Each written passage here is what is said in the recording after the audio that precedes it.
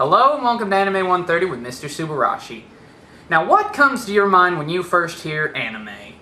Guns, swords, gun swords, giant mechs, epic journey to find the man who once ruined your life. Gun sword has all of that. Or is it gun X sword? Or is the X silent? Never mind. Let's take a look. Episode 1 of Gun Sword begins with our hero walking through a desert. Is it just me, or does this guy look eerily similar to Spike from Cowboy Bebop? He wanders into a deserted town when he comes across a church. Excuse me, you got any food you can spare?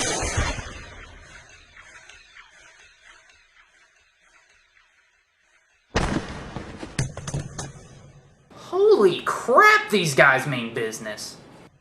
Hey pal, you with her? No, I'm not.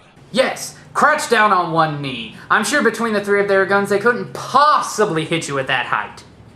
They call the guy over and it turns out the badass looking dude is actually a badass as he makes quick work of the thugs. Who would have guessed? The girl who turns out to be alive because they shot her turtle necklace. How does that work? Thanks him by pointing a gun in his face. Quick, crouch down! She can't get you there! But before he can say you're welcome, he passes out from hunger and the girl, Wendy, decides to treat him to lunch where she lives as a thank you. Once there, the mayor tells him of the Wild Bunch, a gang that has managed to take over the entire... Wait. I have to point this out. Much like Vash with his donuts and even Naruto with his ramen, Von's food shtick is that he loves to put tons of condiments on top of everything. But unlike Vash and Naruto, his is completely disgusting. Damn, that's good! Why do I get the feeling that this is who the kid from Big Daddy grew up to be?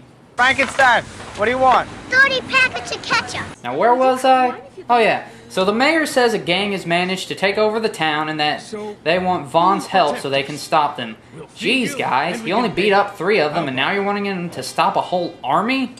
But while they are talking, the Wild Bunch gang shows up along with their leader, who I swear looks like a cross between a gay clown and Samuel L. Jackson. Wait a minute. Strike that. Reverse it. And I don't want to nitpick here, but this guy has possibly the worst gimmick for a villain ever. He's obsessed with luck! Now I know what you're thinking. Two-Face did the exact same thing. But he did it so much better. I mean, look at this guy. Another lucky day! Yeah! Lucky! Lucky, lucky, lucky, lucky, lucky, lucky, lucky, lucky, lucky, lucky, lucky. Really? The gang that was willing to kill a little girl at the beginning of the show has been reduced to this group of idiots holding their thumbs up saying, "Lucky, lucky, lucky!" I mean, could you even imagine how this came about? So then when we get there, I'll say lucky, and then the rest of us start chanting lucky, lucky, lucky. Alright, any questions? Yes, you in the lucky white shirt. That seems just stupid to me. Any other questions? No. Alright, let's go. So apparently, Mr. Roulette showed up just to tell them he'd be back tomorrow to kill them. Well, that seems like a wasted trip. Does that remind you of anyone? I'll kill you next time! The mayor begs Von to help, but he doesn't want to and leaves. That night, Von goes to Lucky Roulette to have some milk? I don't know. Lucky spots him immediately and wants to play a game of, well, I'll give you a hint. It rhymes with puck. As they play their card game, Lucky's loyal lackeys, geez, try saying that 3 times fast, are actually planning to kill Von if he wins the game. Talk about loyal.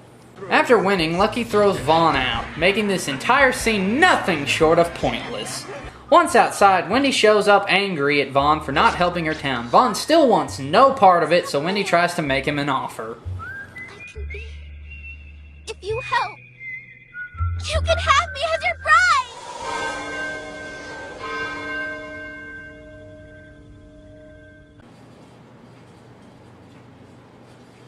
Well, that was weird. Change the music a little bit and that'd just be downright creepy. If you help, you can have me as your bride!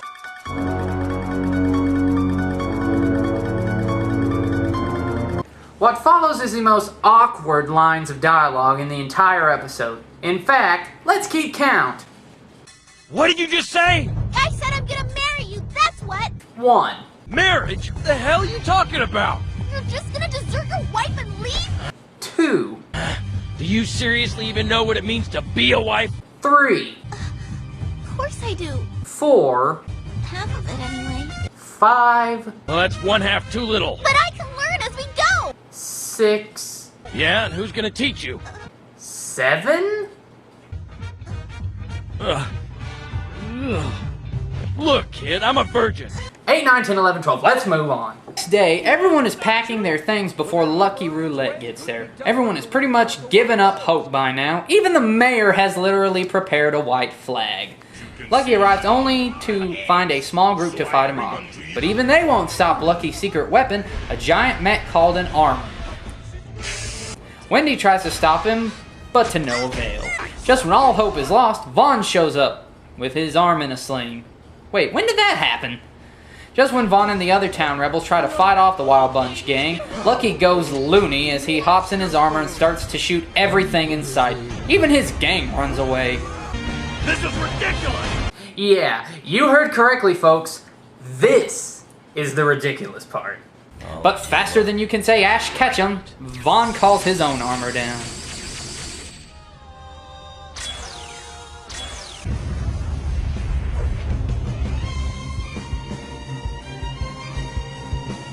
Another armor? It's fun. It can't be.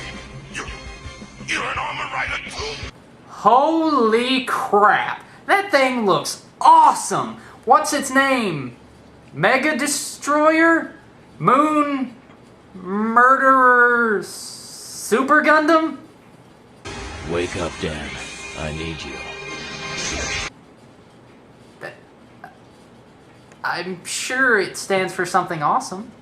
The two fight for, not kidding, a few seconds before Vaughn finishes off Lucky's armor and delivers the greatest one-liner ever.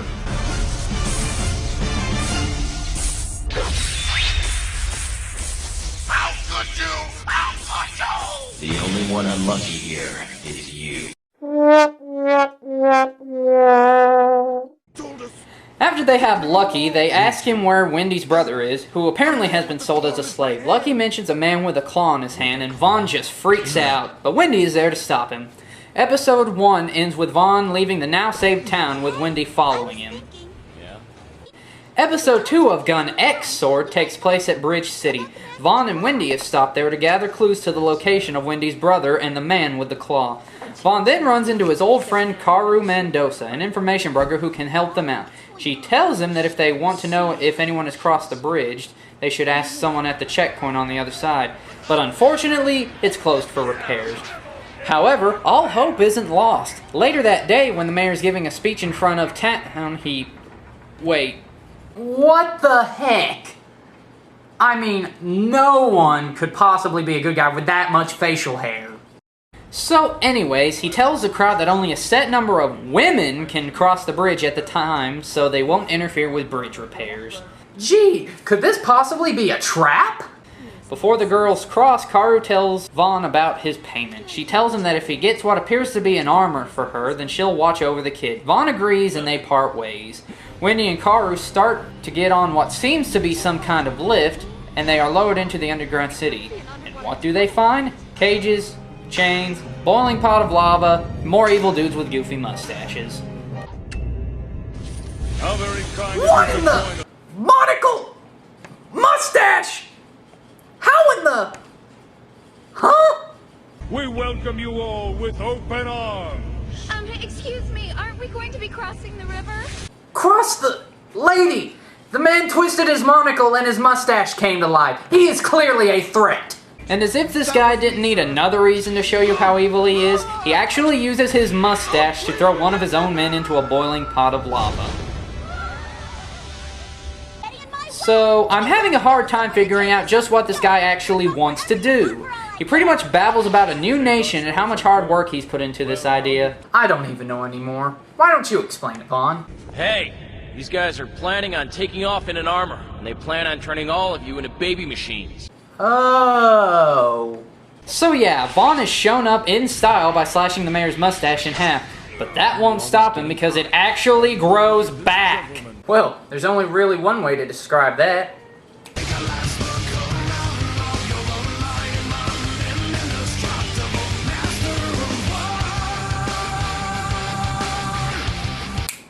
Now, let's continue. So Vaughn says the only way the mayor can learn his lesson is if he destroyed everything. Jeez, Vaughn, that's a little like overkill, don't you think? I mean, why not just kill only the mustached men? Too much trouble. Okay. At this point, I honestly don't know what I'm watching. A guy with a magical sword is fighting soldiers using their mustaches as weapons. All the while, a girl with a bladed yo-yo is helping Wendy. I never should have told him it would be on the house! I can't tell whether this is extremely stupid or unbelievably awesome. Eventually, the mayor retreats and decides to destroy the city and start his plan again elsewhere. But Vaughn's not having any of this, and he calls down Dan of Okay, dude, who named your armor? A 6-year-old? The two brawl for a while before Vaughn makes the final blow, ending every mustached lunatic on board. The episode ends with Vaughn getting information on the whereabouts of his clawed criminal and Wendy's brother, as well as saying goodbye to Karu.